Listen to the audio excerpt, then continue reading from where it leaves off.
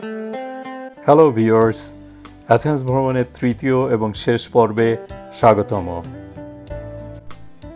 আসুন গ্রিসের কিছু ট্র্যাডিশনাল খাবার দেখতে দেখতে জেনে নেওয়া যাক আজকের পর্বে কী কী থাকছে। আজকের পর্বে থাকছে অ্যারিস্টটলের স্কুল, অ্যানসিয়েন্ট অ্যাগোরা এবং ancient Agora museum, museum of ancient technology, museum of ancient instruments, Roman Agora, আর থাকছে ২৫০০ বছর আগের সম্পূর্ণ মার্বেল পাথরের তৈরি স্টেডিয়াম, যেখানে ১৮৯৬ সালে আধুনিক যুগের অলিম্পিকের সূচনা হয়েছিল। আশা করি এই পর্বটিও আপনাদের ভালো লাগবে।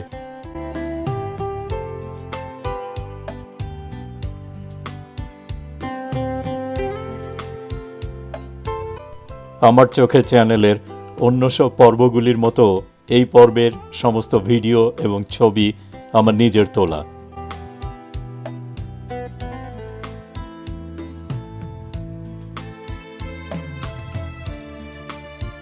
অ্যাথেন্স ভ্রমণের প্রথম এবং দ্বিতীয় পর্ব না দেখে থাকলে নিচের দেওয়া লিঙ্কে ক্লিক করে ভিডিও দুটি দেখতে পারেন।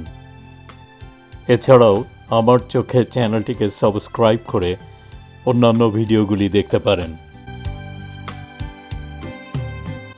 বিখ্যাত দার্শনিক সক্রেটিসের মৃত্যুর প্রায় ১৪ বছর পরে তারই অত্যন্ত প্রিয় ছাত্র প্লেটো খ্রিস্টের জন্মের ৩৮৭ বছর আগে প্রথম স্কুল প্রতিষ্ঠা করেছিল অ্যাথেন্সে, যা প্লেটোস একাডেমি নামে পরিচিত।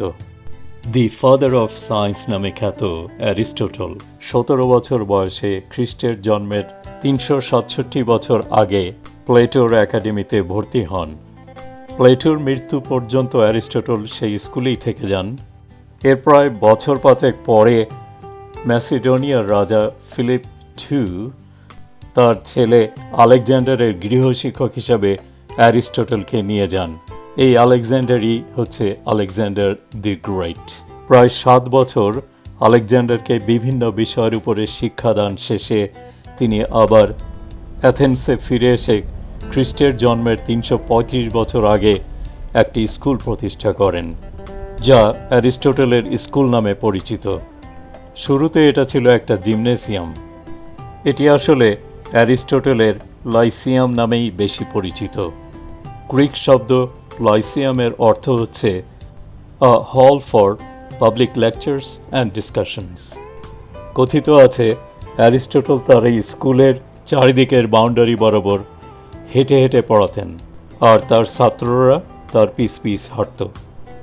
এই কারণে এটাকে অ্যারিস্টটলস পেরিপ্যাটেটিক স্কুলও বলে, যার অর্থ এক জায়গা থেকে অন্য জায়গায় হেঁটে বেড়ানো। অ্যারিস্টটল তার বাছা বাছা ভালো ছাত্রগুলিকে সকালের শিফটে পড়াতেন, আর অন্যদেরকে পড়াতেন সন্ধ্যায়।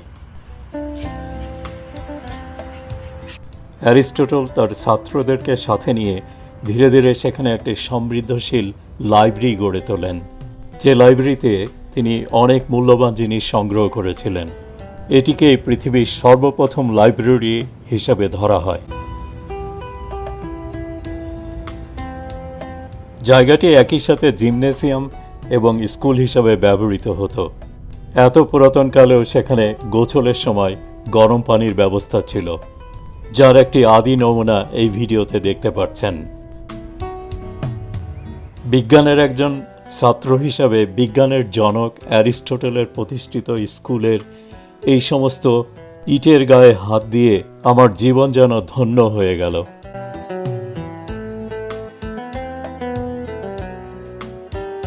অ্যাথেন্সের রাস্তার দুধারে প্রচুর কমলার গাছ দেখতে পেলাম। এবার আমরা হাঁটছি অ্যানসিয়েন্ট অ্যাগোরার দিকে। অ্যাগোরাকে বাংলাদেশের গ্রামগঞ্জের হাটের সাথে তুলনা করতে পারেন, আর আধুনিক বিশ্বের সাথে মিল রেখে এটাকে বলতে পারেন সিটি সেন্টার। এই বিশাল এলাকাতে বিভিন্ন গুরুত্বপূর্ণ স্থাপনার ধ্বংসাবশেষ এখনও আছে। তবে আমার কাছে এই মিউজিয়ামটি ছিল একটি বিশেষ আকর্ষণ। এখানে খ্রিস্টের জন্মের কয়েক হাজার বছর আগেকার জিনিসপত্র রাখা আছে।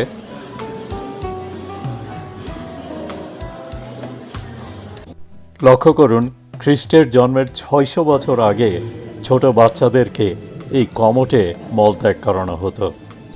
বড়রাও নিশ্চয়ই এরকম কিছুই ব্যবহার করতেন, যদিও মিউজিয়ামে সেরকম কিছু আমার চোখে পড়েনি।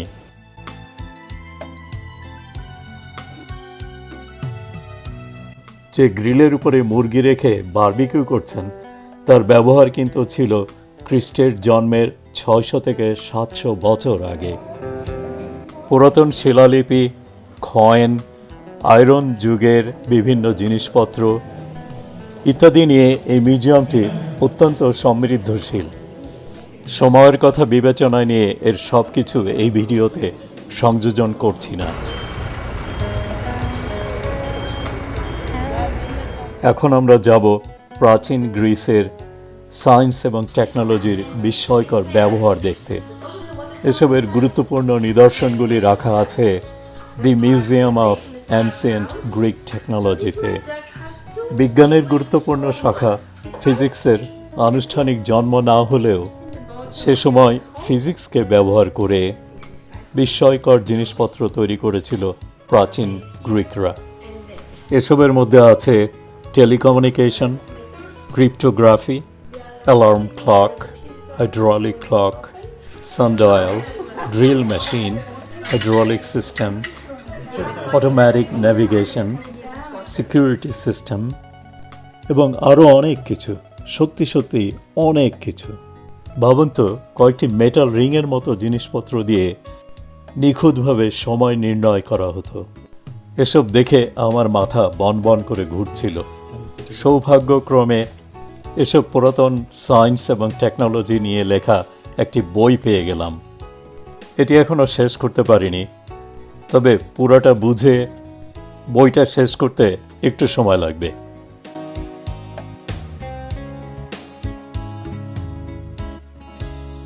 এখন আমরা যাচ্ছি the museum of musical instruments of the ancient Greeks. এখানেও প্রাচীন গ্রিকদের বিস্ময়কর সব আবিষ্কারের নিদর্শন রয়েছে।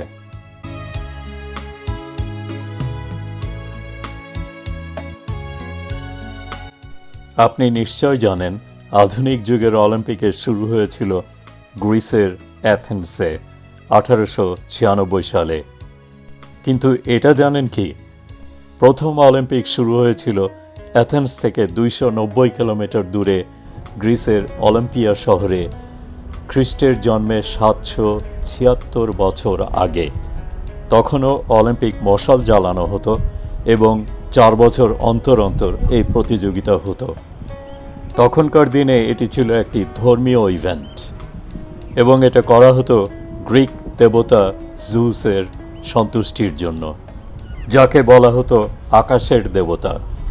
প্রায় 1150 বছর এই প্রতিযোগিতা নিয়মিত চলার পরে অ্যাথেন্সের অলিম্পিয়ান জিউস টেম্পলে আগুন ধরে যাওয়ার ফলে 393 খ্রিস্টাব্দে এই প্রতিযোগিতা বন্ধ হয়ে যায়। পরবর্তীতে 1896 সালে এই স্টেডিয়ামেই আধুনিক অলিম্পিক শুরু হয়। বিস্ময়কর হলেও সত্য, এই স্টেডিয়ামটি প্রথম তৈরি হয়েছিল খ্রিস্টের জন্মের 400 বছর আগে। পরবর্তীতে সম্পূর্ণ মার্বেল পাথর দিয়ে 144 খ্রিস্টাব্দে স্টেডিয়ামটি পুনর্নির্মিত হয়।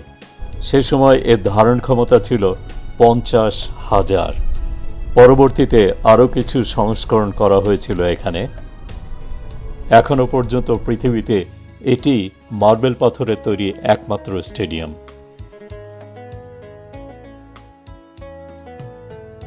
অ্যাথেন্সের বাস এবং মেট্রোর ডেইলি পাস পকেটে থাকলেও আমরা কিন্তু সারাদিনই হাঁটছি।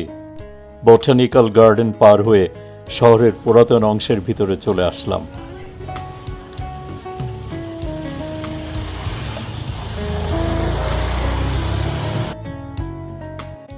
এবারের গন্তব্য রোমান এগোরা। মনে আছে তো, এগোরাকে গ্রামগঞ্জের হাট অথবা আধুনিক শহরের সিটি সেন্টারের সাথে তুলনা করা যায়। আগোরা নামে ঢাকাতে একটি চেইন সুপার শপ আছে। সম্ভবত এই নামটিও এই এগোরা থেকেই এসেছিল। এই ভিডিওতে একটু আগে যে অ্যানসিয়েন্ট অ্যাগোরা দেখেছিলেন, সেই জায়গাটিতে খ্রিস্টের জন্মের ১৬০০ বছর আগে অর্থাৎ ব্রঞ্জ এজে একটি সেমেটারি বা কবরস্থান ছিল। এর প্রায় ১০০০ বছর পরে খ্রিস্টের জন্মের ৬০০ বছর আগে এটি এগোরা বা পাবলিক প্লেস হিসাবে ব্যবহৃত হতে থাকে। খ্রিস্টের জন্মের ৩০-৪০ বছর আগে রোমানরা সেই পুরাতন অ্যাগোরার একটু পাশেই এই নূতন অ্যাগোরা গড়ে তোলে। এটারই নাম রোমান অ্যাগোরা।